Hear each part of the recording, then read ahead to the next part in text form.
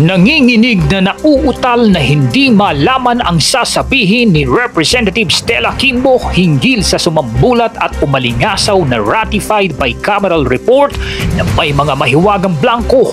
Hinahabol pa siya ng GMA News upang mahinga ng pahayag pero para itong may trangkaso na hindi maintindihan ang ikikilos. Between the BICAM and then the enrolled, at what point did the figures come in?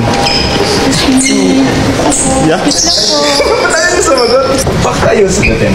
If it's just a procedural thing for Congress. Nasagot na lahat. Paano, ma'am? Sige po, let's wait na lang po. Na-explain na lahat. Ha? Na-explain na lahat. Si SP, na-explain na lahat. But ang issue... Hanggang sa bago ito sumakay ng kanyang sasakyan ay sinundan pa rin siya ng mga reporter pero tila hindi na maibuka ang bibig ni Kimbo. May issue. Bang Stella, may issue. Nagmamadali lang siya. Okay. Pasensya na. Nagmamadali lang siya eh. Pero yung sa blank... Nagmamadali lang siya. Ay, nagmamadali lang siya. Okay. May pa Monday na lang ha. Monday? Babalik siya eh. Okay. Kong Stella, kindly lang ma'am explain yung blank sa BICAM report.